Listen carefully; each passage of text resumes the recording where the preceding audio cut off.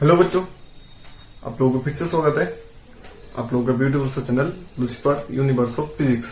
मैं कौशिक शाह आज आप लोगों के लिए लाया हूं Newton's law of motion numerical part 4, जहां पर आज हम लोग डिस्कस करेंगे कुछ आईआईटी और जेईई एडवांस के न्यूमेरिकल के बारे में, जो लास्ट प्रीवियस कुछ ईयर में आए थे। तो हम लोगों ने लास्ट लेक्चर में भी कुछ आईआईटी के न्यूमेरिकल के बारे में बात किया था, तो आज भी वही देखेंगे। तो अगर वीडियो में कोई भी प्रॉब्लम होती है तो आप लोग इस नंबर पर मुझे कॉल कर सकते हो या व्हाट्सएप कर सकते हो या वीडियो के नीचे कमेंट बॉक्स में भी बोल सकते हो। उनसे जितना हो पाएगा मैं आप लोगों की प्रॉब्लम या परेशानियां दूर करने की कोशिश करूंगा। तो ज्यादा बात नहीं करते, चलो शुरू करते हैं आज का हम लोगों का lecture Newton's law of motion part 15, और जो है हम लोगों का टोटली न्यूमेरिकल के ऊपर बेस करके। तो आज हम शुरू करेंगे एक स्लोप का न्यूमेरिकल देखें जो आईआईटी में आए थे। आईआईटी 1980 में आए थे। तो देखते हैं क्या क्वेश्चन है ये। क्वेश्चन 1, आज का पास question. A block of mass 2 kg rests on a rough inclined plane. A block of mass 2 kg rests on a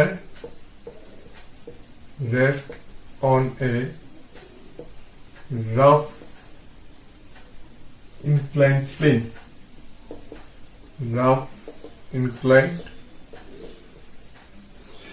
plane. ठीक है।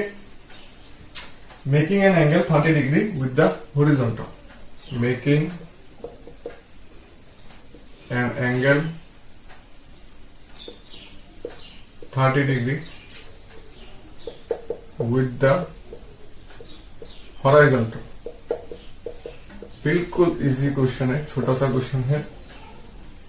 The coefficient of static friction between the block, the coefficient of static friction, the coefficient of static friction between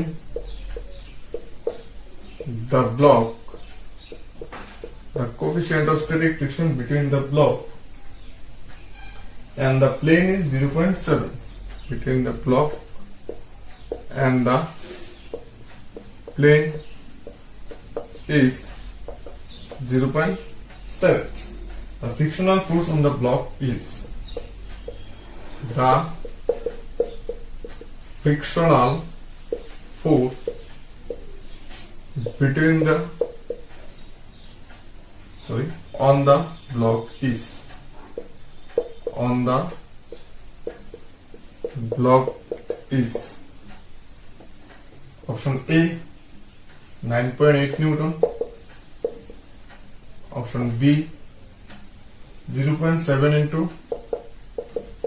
9.8 root 3 Newton, option C 98 root 3 Newton, and option D 0.7 into 9.8 Newton.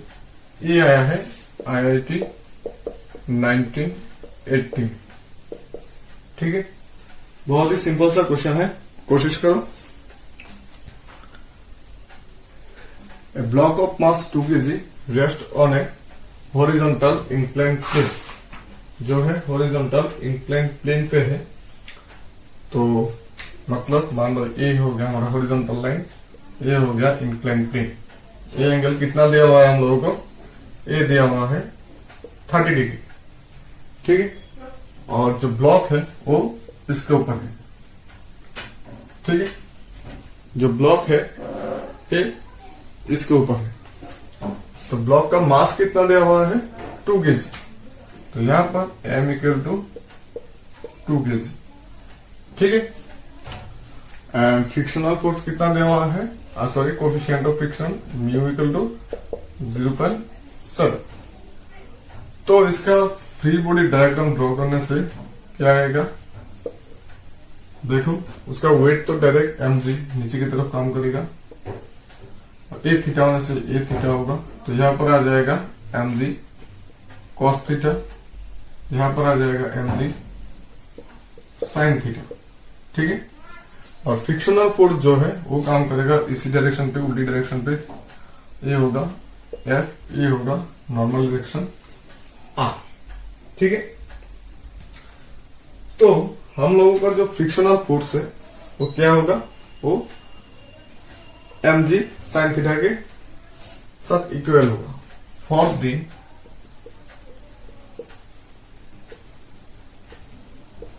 Equilibrium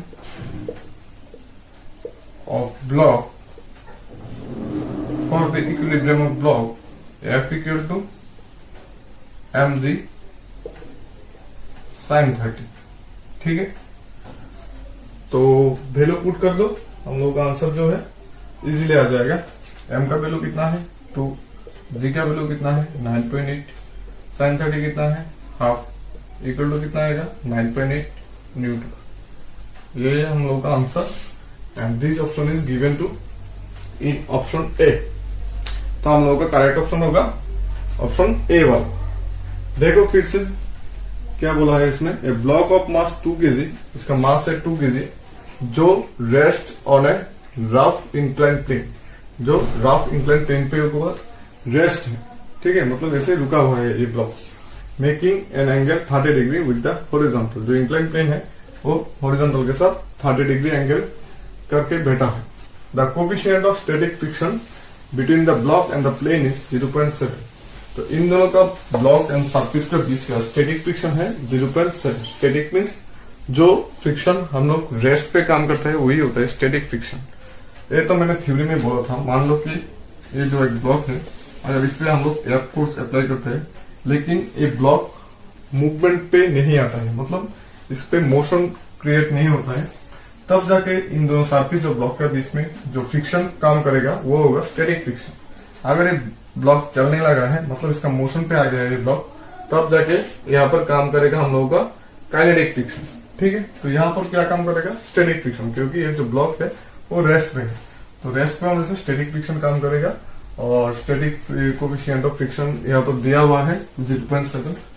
तो हम लोग इसका free body diagram draw करने से हम लोग मिला है कि इस नीचे के डायरेक्शन पे जो फोर्स है, मतलब mg sin theta is equal to frictional force F, जहां से हम लोगों को फ्रिक्शनल फोर्स F का वैल्यू आ जाएगा। ठीक है, कॉपी कर लो जल्दी से। चलो ठीक है, अभी चलते हैं नेक्स्ट पे। नेक्स्ट जो है हम लोगों का वो भी इजी है, वो इंक्लाइन प्लेन से नहीं है, वो उससे भी मतलब नॉर्मल प्लेन है, वर्टिकल प्लेन। मतलब चलो देखते हैं क्या है। Question number 2, A block of mass 0.1 kg, A block of mass 0.1 kg is held against a wall, is held against a wall, applying a horizontal force of 5 Newton, applying a horizontal force of 5 Newton on the block, on the block. ठीक है, if the coefficient of friction between the block and the wall is 0.5, if the coefficient of friction, if the coefficient of friction between the block, if the coefficient of friction between the block and the wall is and the wall is 0.5. The magnitude of frictional force acting on the block is the magnitude of frictional force, the magnitude of frictional force between the block and the wall is option A 2.5 Newton, 2.5 Newton, option B 0.98 Newton, option C 4.9 Newton, and last option, option D 0.49 Newton. IIT 1994. ठीक है, तो a block of mass 0.1 kg is held against a wall. तो मान लेते हैं हम लोगों का वॉल ये है और जो ब्लॉक है ये तो ब्लॉक का मास कितना है, m equal to 0.1 kg is held against a wall applying a horizontal force of 5 Newton. तो यहाँ पर horizontal force जो दिया है F equal to 5 Newton. If the coefficient of friction between the block and the wall is 0.5, mu equal to 0.5, the magnitude of frictional force between the block and the wall. तो हम लोगों को निकालना है block and wall का बीच का frictional force. तो इस डायरेक्शन पे फोर्स F अप्लाई होने से उल्टी डायरेक्शन पे क्या काम करेगा हम लोगों को, नॉर्मल रिएक्शन R. तो M यहां पर होने से इसका weight W equal to mg direct नीचे की तरफ काम करेगा और ऊपर की तरफ जो काम करेगा वो होगा हम लोगों का फ्रिक्शनल फोर्स F. ठीक है, तो F का वैल्यू क्या आएगा, generally we know F equal to mu R. ठीक है, और R क्या होता है हम लोगों का, R होता है mg. ठीक है, R क्या होता है, R होता है हम लोगों का mg. तो ये यहां पर आ जाएगा म्यू mg. तो म्यू का वैल्यू कितना है 0.5, m का कितना है 0.1 और g का 10 मान लेते हैं या यहाँ पर 9.80 मान लेते हैं. तो देखो कितना आता है कैलकुलेशन करके, ये आ जाएगा हम लोगों का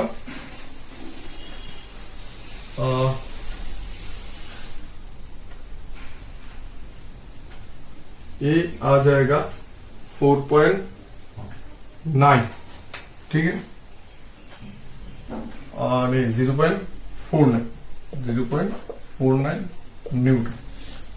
देखो जब हम लोग मल्टीप्लाई करेंगे F equal to mu R मतलब 0. तो यहां पर और एक बात है, यहां पर R जो है हम लोगों का,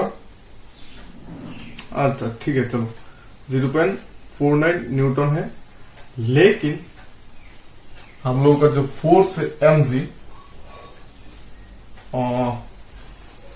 F equal to mu R mu mg है, लेकिन फ्रिक्शनल फोर्स जो है F इक्वल टू वो क्या आएगा, वो आएगा हम लोगों का, ये तो फ्रिक्शनल फोर्स ऊपर की तरफ है और नीचे की तरफ mg है, तो mg.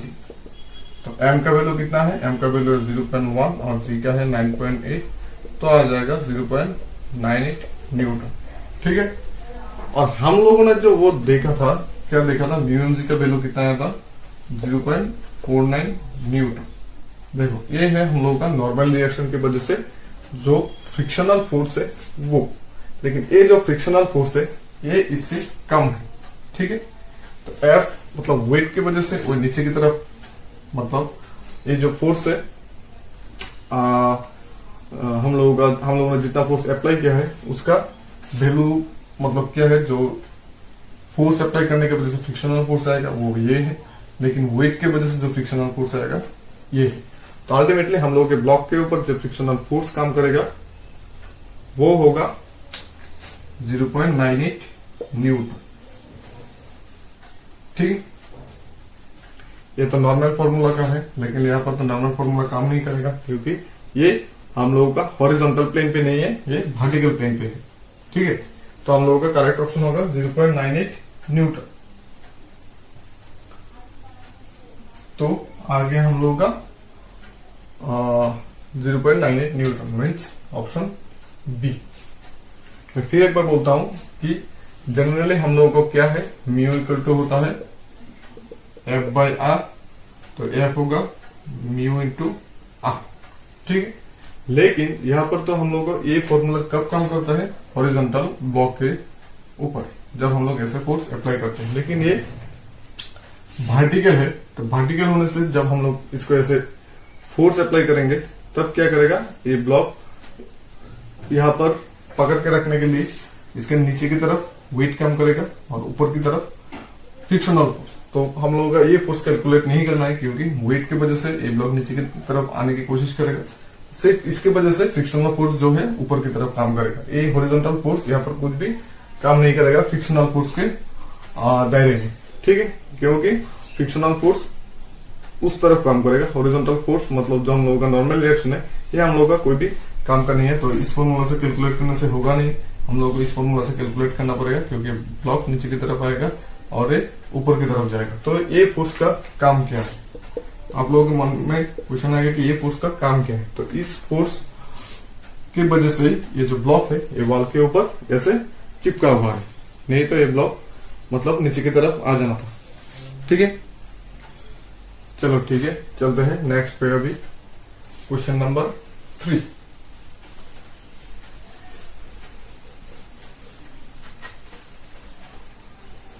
ये थोड़ा ट्रिकी क्वेश्चन है क्योंकि म्यू आर करके करने से हम लोग का आंसर गलत आएगा और वो भी ऑप्शन पे दिया हुआ है। तो हम लोग को सिर्फ एमजी करके म्यू एमजी करके नहीं करना है, हम लोग को सिर्फ एमजी करना है, तब जाके करेक्ट आंसर आ जाएगा। ठीक है, चलो ऐसे और एक न्यूमेरिकल दिखा देता हूं। Question number 3। A block of mass m is at rest. A block of mass m is at rest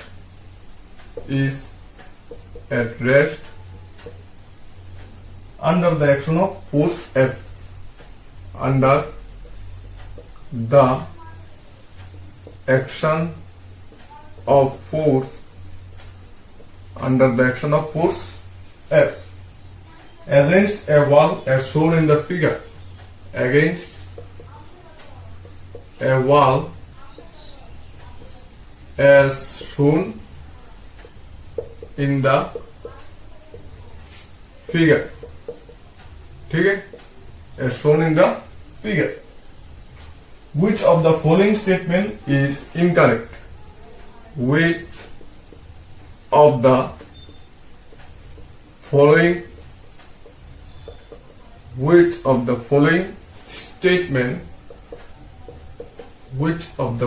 statement is incorrect? यहाँ पर बहुत सारा ऑप्शन दिया हुआ है, हम लोग को बोलना है कौन सा ऑप्शन इनकरेक्ट है। Option A F equal to mg, comma where F is the frictional force, where F is frictional force. Option B F equal to n, where n is normal reaction. F equal to n, where n is normal reaction. Option C F will not produce torque. F will not produce torque. ठीक है, option D n will not produce torque. n will not produce torque. ठीक है, यहां पर जो figure है ये है कुछ इस तरह। ये हो गया हम लोगों का वॉल, ये हो गया हम लोगों का ब्लॉक, यहां पर फोर्स अप्लाई किया है F, ठीक है। ये हो गया हम लोग का फिगर। यहां पर कुछ डिस्टेंस दिया हुआ है A, ये आया है IIT 2005 में, IIT 2005 में, ठीक है। तो कोशिश करो। चलो देखते हैं। A block of mass M is at rest under the action of force F। ये ब्लॉक रेस्ट पे है under the action of force F। इसका मास है M। चलो ठीक है। Shown in the figure which of the following statement is incorrect. तो यहां पर M होने से इसका मास जो वेट है W इक्वल टू mg नीचे की तरफ काम करेगा और ऊपर की तरफ काम करेगा हम लोग का फ्रिक्शनल फोर्स F, ठीक है। तो इस डायरेक्शन पे M काम करने से हम लोगों का जो नॉर्मल रिएक्शन है ये काम करेगा हम लोग का उल्टी डायरेक्शन पे, ठीक है। यहां पर F काम करने से तो हम लोग का नॉर्मल रिएक्शन जो है वो काम करेगा उल्टी डायरेक्शन पे N, ठीक है। तो पहले जो बोला है F इक्वल टू mg, ये तो ठीक है क्योंकि ये ब्लॉक रेस्ट पे है। तो नीचे की तरफ क्या फोर्स क्या है W इक्वल टू क्या होगा फ्रिक्शनल फोर्स F। तो means option A is correct. ये हम लोगों ने पहले ही देखा है जो फ्रिक्शनल फोर्स है वो mg के साथ इक्वल होता है। F equal to n where n is normal reaction. तो यहाँ पर F फोर्स अप्लाई होने से उल्टी डायरेक्शन पे क्या फोर्स अप्लाई होगा, नॉर्मल रिएक्शन हम लोगों का R अप्लाई होता था, लेकिन यहाँ पर नॉर्मल रिएक्शन बोला है N। तो उल्टी डायरेक्शन पे जो फोर्स अप्लाई होगा वो होगा normal reaction N। F will not produce torque. F torque produce नहीं करेगा क्योंकि F इस डायरेक्शन पे कर रहा है, नॉर्मल रिएक्शन उल्टी डायरेक्शन पे कर रहा है, लेकिन दोनों सेम पॉइंट पे काम कर रहा है। तो सेम पॉइंट पे काम करने से एक दूसरे को कैंसिल कर देगा। मतलब इस स्ट्रेट लाइन के इस डायरेक्शन पे एक फोर्स, इस डायरेक्शन पे एक फोर्स काम करने से एक दूसरे को कैंसिल कर देगा। तो हम लोगों का क्या आएगा, टॉर्क प्रोड्यूस नहीं होगा। ये ऑप्शन भी करेक्ट है। तो बचा है N will not produce torque. जो N है देखो, N इस डायरेक्शन पे काम कर रहा है और F जो है नहीं, N इस डायरेक्शन पे काम कर रहा है। दोनों फोर्स देखो यहां पर दोनों फोर्स जो है दोनों N इस डायरेक्शन पे, F जो है इस डायरेक्शन पे, ठीक है। तो हम लोगों का जो N होगा वो टॉर्क प्रोड्यूस करेगा क्योंकि मान लो यहाँ पर N प्रोड्यूस हो रहा है, यहाँ पर F प्रोड्यूस हो रहा है। तो हम लोग को टॉर्क कब प्रोड्यूस होता है, दो इक्वल एंड ऑपोजिट फोर्स जब कोई भी डिस्टेंस पे ऑपोजिट पे काम करता है तब हम लोगों को टॉर्क प्रोड्यूस होते हैं। तो यहाँ पर F इस डायरेक्शन पे काम कर रहा है और सॉरी F इस डायरेक्शन पे, N उस डायरेक्शन पे, तो दोनों मिलके जो है वो हम लोगों को टॉर्क जो है वो प्रोड्यूस करेगा, ठीक है।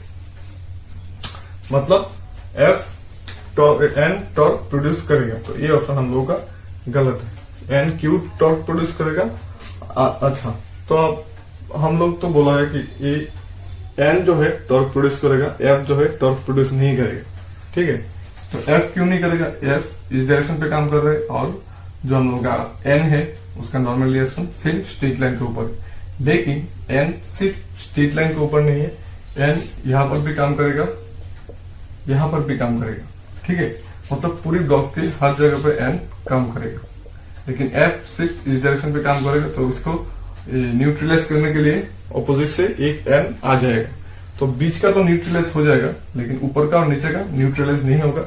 तो इसलिए F इस डायरेक्शन पे और N इस डायरेक्शन पे काम करने से बीच में भी एक डिस्टेंस होगा। तो इसलिए हम लोग का टॉर्क जो है वो प्रोड्यूस होगा क्योंकि इस डायरेक्शन पे F, इस डायरेक्शन पे N which is equal to F। तो दोनों मिलके इसको रोटेट कर देगा और रोटेट करने के बाद क्या होता है, जब टॉर्क अप्लाई होता है। तो इसलिए ये गलत है। यहां पर N will produce the torque, ठीक है। समझ में आएगा आप? चलो ठीक है, अभी चलते हैं नेक्स्ट पे, क्वेश्चन नंबर 4। देखते हैं क्वेश्चन नंबर 4 क्या है।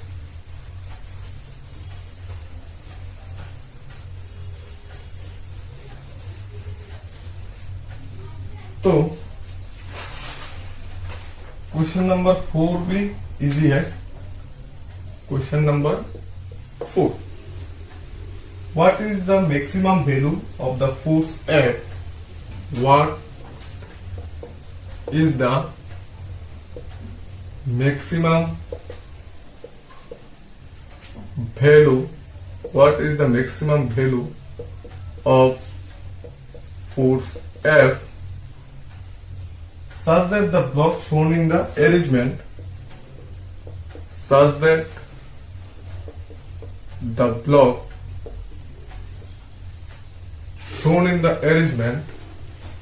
shown in the arrangement such that the block shown in the arrangement does not move.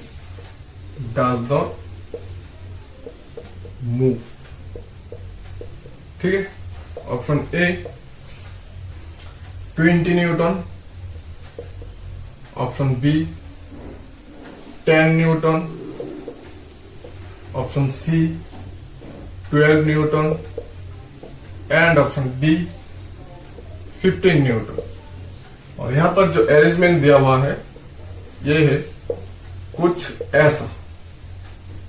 ये हो गया हम लोगों का फोर्स F, ये हो गया हम लोगों का बीच का angle 60 degree, M equal to √3 kg and जो म्यू है म्यू इक्वल्स टू 1/2 √3। IIT 2003। ठीक है। तो क्वेश्चन है हम लोगों का कि फ्रिक्शनल फोर्स का वैल्यू कितना होना है इस ब्लॉक को मूव नहीं करने से। ठीक है। तो इस डायरेक्शन पे फोर्स अप्लाई करने से मैं इन सब का वैल्यू यहां पर लिख लेता हूं। M equal to √3 kg and mu equals to 1/2 √3 kg। तो what is the maximum value of force F? यहाँ पर F हम लोगों को कैलकुलेट करना है। मैक्सिमम वैल्यू कितना होगा F का, जो ब्लॉक को मूव नहीं करेगा, मतलब उसके ज्यादा फोर्स अप्लाई होने से ब्लॉक मूव हो जाएगा। तो इसका फ्री बॉडी डायग्राम ड्रॉ करने से ऐसा हो जाएगा हम लोगों का। इसका वेट mg नीचे की तरफ, नॉर्मल डायरेक्शन R ऊपर की तरफ, फ्रिक्शनल फोर्स F इस डायरेक्शन। ठीक है। नहीं, फ्रिक्शनल फोर्स F इस डायरेक्शन पे नहीं, फ्रिक्शनल फोर्स F इस डायरेक्शन पे, क्योंकि F का जो कंपोनेंट है हम लोगों का वो इस डायरेक्शन पे काम करेगा। क्योंकि हम लोग ऐसे धक्का देगा तो क्या होगा, जो फोर्स का और एक कंपोनेंट है वो इस डायरेक्शन पे काम करेगा। ठीक है। तो ये जो फोर्स हमने ऐसे डायगोनली अप्लाई किया है, तो ये फोर्स ऐसे अप्लाई होगा तो ये एंगल हो जाएगा हम लोगों का 60 डिग्री। ये हो जाएगा F cos 60 डिग्री और इस डायरेक्शन पे आ जाएगा F sin 60 डिग्री। तो ये हो गया हम लोगों का F। तो हम लोगों ने क्या किया है, फर्स्ट है सिर्फ इस फिगर को यहां पर लेके आया है। ठीक है। तो ये मिटा देने से भी कोई गलत नहीं है। ठीक है। तो ये हो गया हम लोगों का फ्री बॉडी डायग्राम। अभी क्या करना है, जो ब्लॉक कब मूव नहीं करेगा, जब F cos 60 का वैल्यू फ्रिक्शनल फोर्स से कम होगा। ठीक है।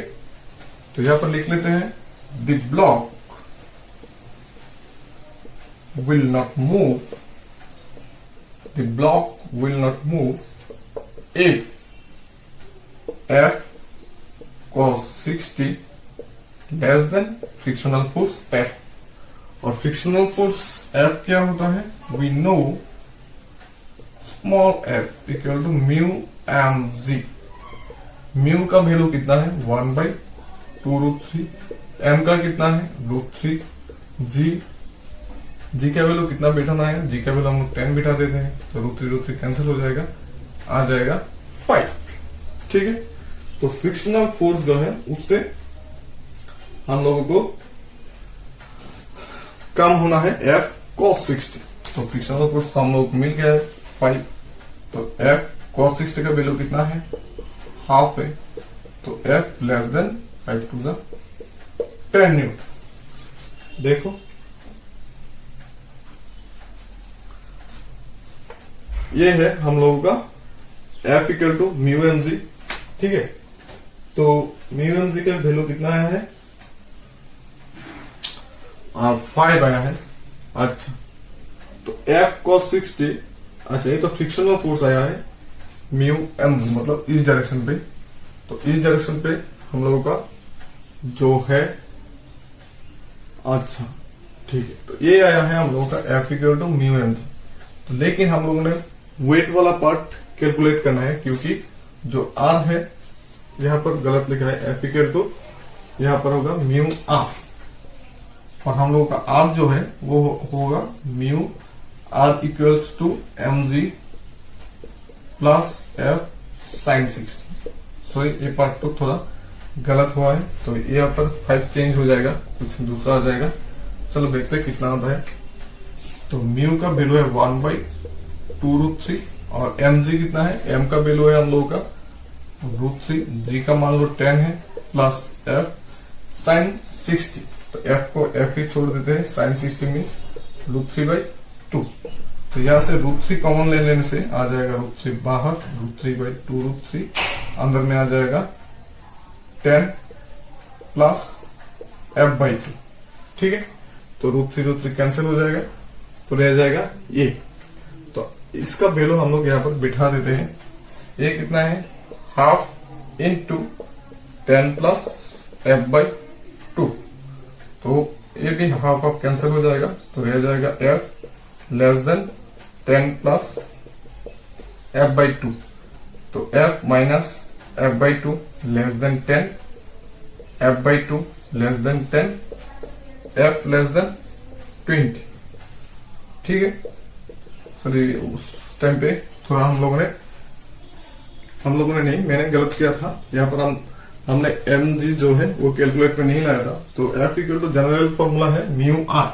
तो R तो हम लोगों का यहाँ पर जनरल एम जी होना चाहिए था, लेकिन यहाँ पर फोर्स कम करने से उल्टी डायरेक्शन पे एक और, मतलब नीचे की तरफ एक और फोर्स काम कर रहा है, वो है F साइन 60। तो R का वैल्यू कितना आएगा? R is equal to F sine 60 plus M G. तो यहाँ पर R की जगह पर सिर्फ एम जी बैठाने से नहीं होगा, यहाँ पर F साइन 60 भी प्लस करना होगा।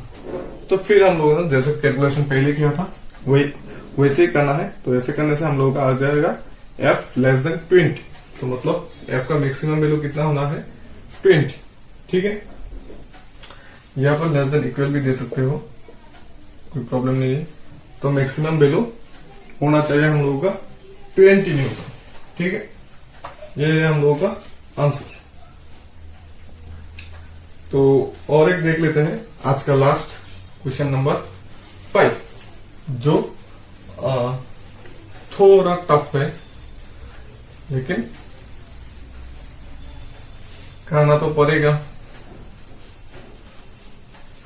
किस लिए करना पड़ेगा? एग्जाम में अच्छे रैंक लाने के लिए। ठीक है, चलो देखते हैं क्या है नेक्स्ट वाला question number 5।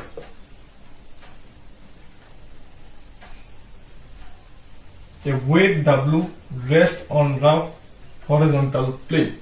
A weight W rests on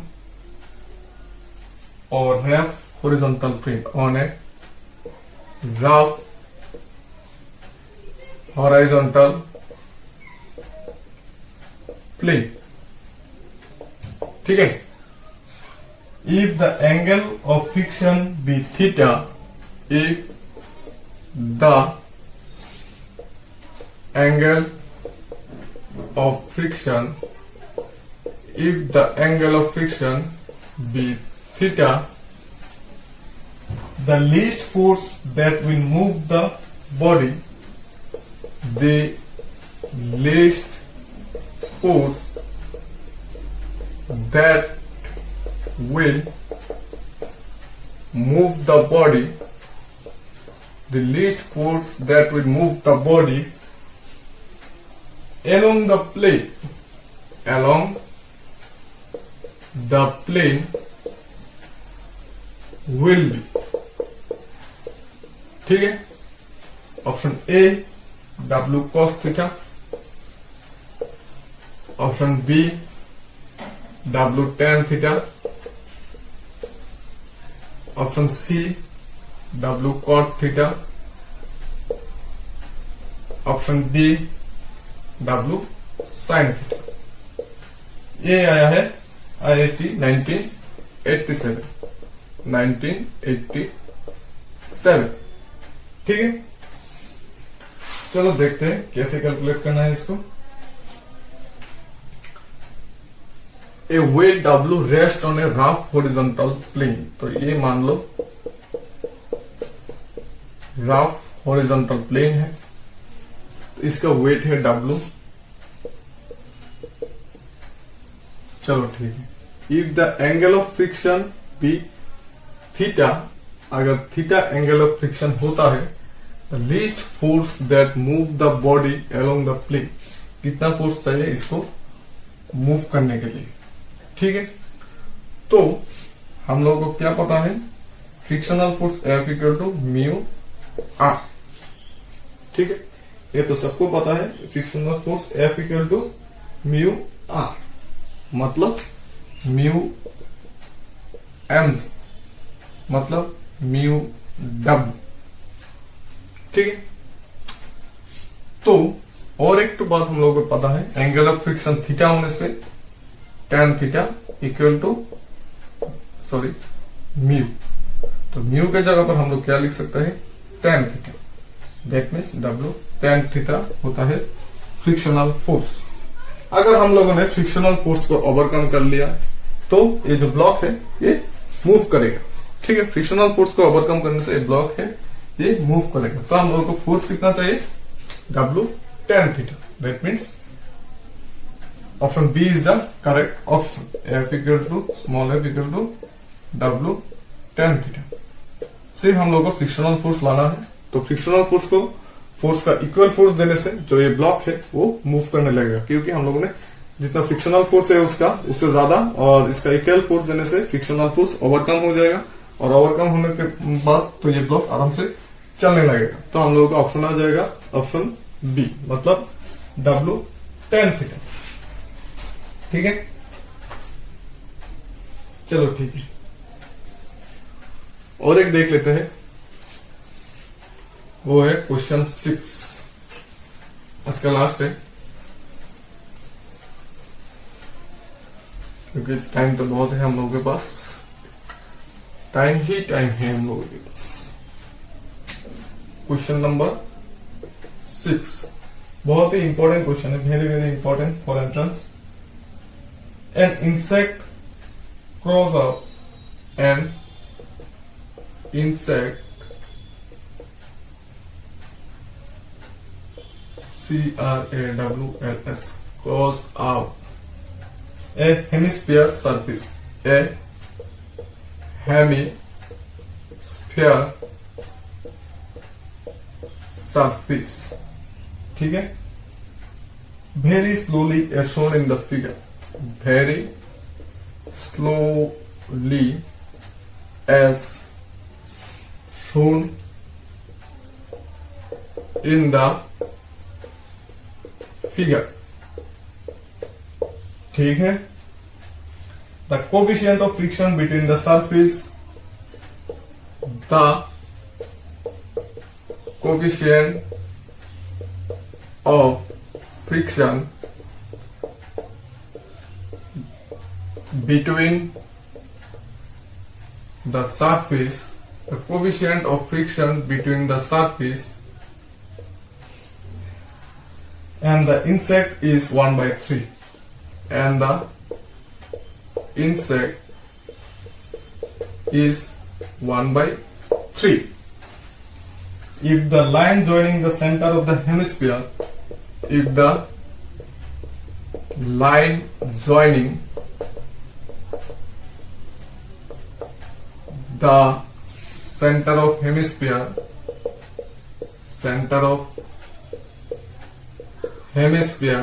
if the line joining the center of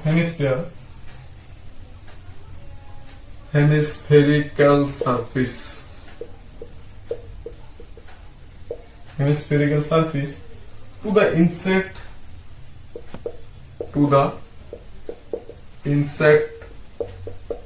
make an angle alpha with the vertical, the maximum possible value of alpha with the vertical, थोड़ा लंबा question है, the maximum value of alpha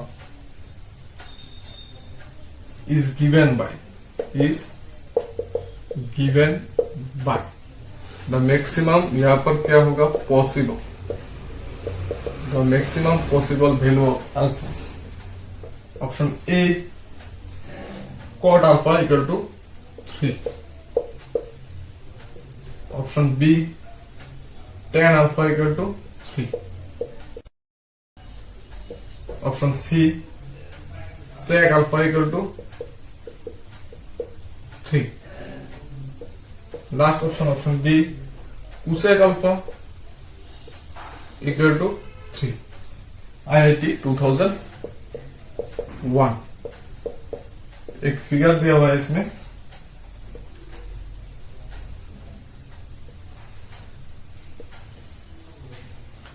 ये है हम लोगों का figure,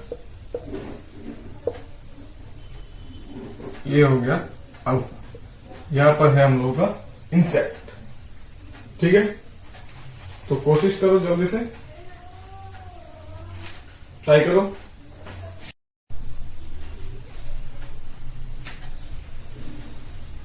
insect का position कहाँ है, यहां पर। ठीक है, तो इसका वेट जो है mg डायरेक्ट नीचे की तरफ काम करेगा, उसका वजह से नॉर्मल डायरेक्शन इस डायरेक्शन पे काम करेगा। तो यहां पर mg काम करने से इसका इस डायरेक्शन पे एक फोर्स होगा जो इंसेक्ट को नीचे की तरफ लाने की कोशिश करेगा। तो उसने उल्टी डायरेक्शन पे एक फोर्स, मान लो F, काम करेगा एज ए फ्रिक्शनल फोर्स। ठीक है, तो इसका फ्री बॉडी डायग्राम ड्रॉ करने से हम लोगों का आ जाएगा, ये अल्फा होने से ये हो जाएगा हम लोगों का अल्फा। ठीक है, ये अल्फा होने से ये भी अल्फा हो जाएगा। ठीक है, तो हम लोगों का जो F कॉज अल्फा आएगा, तो इसका चलो देख लेते हैं। N इस डायरेक्शन पे, इस डायरेक्शन पे, और एक हॉरिजॉन्टल लाइन हमने खींच दिया है। तो N sine alpha means N इस डायरेक्शन पे होने से N साइन अल्फा काम करेगा इस direction, which is equal to F cos alpha. ठीक है, equal to F cos alpha. तो साइन बाई कॉस करने से sine alpha by cos alpha equal to equal to F by N, then tan alpha equal to F by N। इतना तक हम लोगों को आ गया कि tan alpha equal to N है। ठीक है, देखो F N sine alpha means N इस डायरेक्शन पे काम करने से साइन अल्फा काम करेगा इस डायरेक्शन पे। तो ये पर F काम करने से मान लो कि ये एंगल जो है अल्फा भी होगा, तो इस डायरेक्शन पे आएगा F साइन अल्फा, एंड इस डायरेक्शन पे आएगा हम लोग का N इस डायरेक्शन पे आएगा F कॉस अल्फा। ठीक है, क्योंकि ए अल्फा होने से हम लोग का ए भी अल्फा होगा, और यहां पर इस डायरेक्शन पे F कॉस अल्फा काम करेगा, तो ये अल्फा नहीं होगा। आगे हम लोगों का tan alpha equal to F by N। फिर हम लोगों को एक बात पता है कि F जो है F equal to mu N। ठीक है, क्योंकि frictional force F equal to mu R होता है। तो यहाँ पर हम लोगों ने फ्रिक्शनल फोर्स को F पकड़ा है, नॉर्मल रिएक्शन को N पकड़ा है, तो F equal to mu N। तो यहाँ पर क्या आ जाएगा, F by N equals to mu. ठीक है, F by N equals to mu, और हम लोगों ने F बाई N क्या निकला है, tan थीटा। तो tan alpha equals to mu. ठीक है, और म्यू का वैल्यू कितना दिया हुआ है हम लोगों को, 1/3। तो ये आ जाएगा 1/3। दैट मीन्स हम लोगों को क्या आया है, टेन अल्फा इक्वल्स टू 1/3। तो इसको उल्टा करने से 1/cot alpha equals to 1/3। That means cot alpha equals to 3 which is given in option A। that means option A is the correct option। ठीक है, सिंपल सा बात है। यहाँ पर mg नीचे की तरफ काम करेगा, नॉर्मल रिएक्शन इस डायरेक्शन पे काम करेगा। ठीक है, तो हम लोगों का जो फ्रिक्शनल फोर्स है वो काम करेगा इस डायरेक्शन पे। तो ये क्या होगा, इस डायरेक्शन पे फ्रिक्शनल फोर्स F काम करने से F cos अल्फा इस डायरेक्शन पे काम करेगा और F sin alpha n sin alpha उस डायरेक्शन पे काम करेगा। ठीक है, अच्छा देखो, फिर एक बात मैं बोल देता हूं कि ये अल्फा होने से ये अल्फा होगा, तो इस डायरेक्शन पे तो n काम ही कर रहा है, तो इस डायरेक्शन पे काम करेगा n sin अल्फा। ठीक है, तो a अल्फा होने से a अल्फा होगा और हम लोगों को याद रखना होगा ये भी अल्फा होगा। ठीक है, तो इस डायरेक्शन पे काम करेगा F cos अल्फा, तो F cos alpha equal to n sin alpha. सिर्फ हम लोगों को ये बात याद रखना है कि ये जो एंगल है ये अल्फा होना है फॉर द इक्विलिब्रियम। ये अल्फा होने से ये अल्फा होगा, और फिर हम लोग तो पहले देखा है कि ज्योमेट्रिकली ये अल्फा ही होगा। तो फिर हम लोग आ जाएगा n sin alpha equal to F cos alpha, ये ऐसा आता है tan alpha equal to F/n। फिर हम लोगों को क्या कैलकुलेट करना है, हम लोगों को कैलकुलेट करना है F equal to μn, that means F/n equal to mu. ये ऐसे आता है, हम लोगों ने जो F/n हम लोगों ने लिखा है वो लिखा है tan alpha, that means tan alpha equals to mu equals to 1/3, और tan को उल्टा करने से आ जाएगा cot अल्फा, तो cot alpha equals to 1/3, sorry 1/cot alpha equals to 1/3, that means cot alpha equal to 3। तो हम लोगों का ऑप्शन है ऑप्शन ए। ठीक है, ये थोड़ा यहाँ पर ट्रिकी है, मतलब इसका जो अल्फा है वो याद रखना होगा, बस इतना ही। ठीक है, तो आज हम लोगों ने IIT और JEE एडवांस के 6 न्यूमेरिकल देख लिया है, और नेक्स्ट लेक्चर में हम लोग देखेंगे JEE मेंस के कुछ न्यूमेरिकल, फिर देखेंगे नीट का, फिर इस चैप्टर से निकल जाएंगे। ठीक है, तो आज के लिए इतना ही काफी है। अगर वीडियो का अच्छा लगा हो तो चैनल को सब्सक्राइब कर लो और एक लाइक भी मार दो, और मिलते हैं फिर नेक्स्ट वीडियो में। तब तक के लिए टाटा।